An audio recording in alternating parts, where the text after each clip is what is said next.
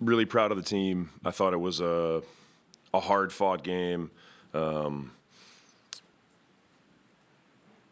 I think our team is playing a lot of really good basketball, and we're getting better in a lot of areas. Tonight is an example and a reminder for us that the same things are going to be important to us no matter who plays. I thought defensively, the third quarter, we did a really good job because they scored 6 points in the paint. And then in the fourth quarter, they had 22. And especially when our team is smaller, the urgency and physicality around the basket has to be there. And it has to be at an even higher level when we don't have some of our bigger players in the game. But I think the way that we battled on the road came down to the end. I said this last week. We're still learning how to win and how to squeeze out things at the end of the game. I thought we had a very good defensive possession, with 23 seconds left, and we weren't able to come up with the rebound. And that cost us, and I think our execution off the board on the last play, wasn't as sharp as it could have been. Again, that's a play we haven't run before in a game. And these situations are all really good for the growth of our group. So more than anything, I leave this game really encouraged with our young players and their fight, their competitiveness, how connected they are. I do believe we're playing a lot of good basketball. Bryce has a career night and 43 points. I'm just curious how you've seen throughout his career his scoring ability kind of evolve from when he first came into the league.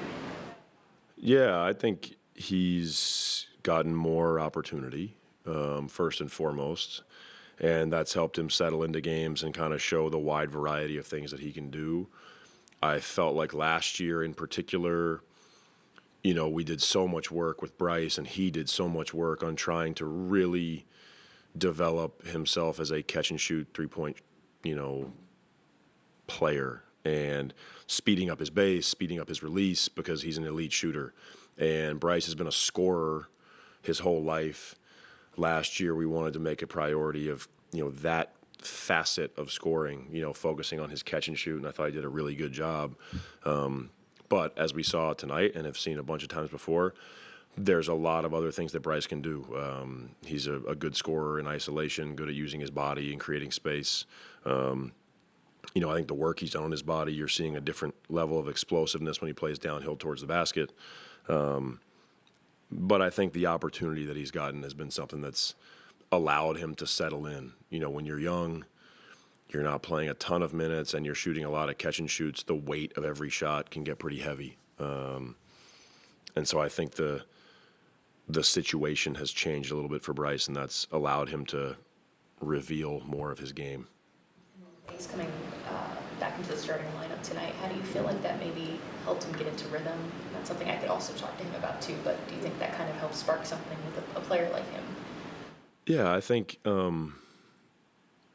coming off the bench is unnatural for pretty much everybody in the NBA. They've never done that until they got to this level.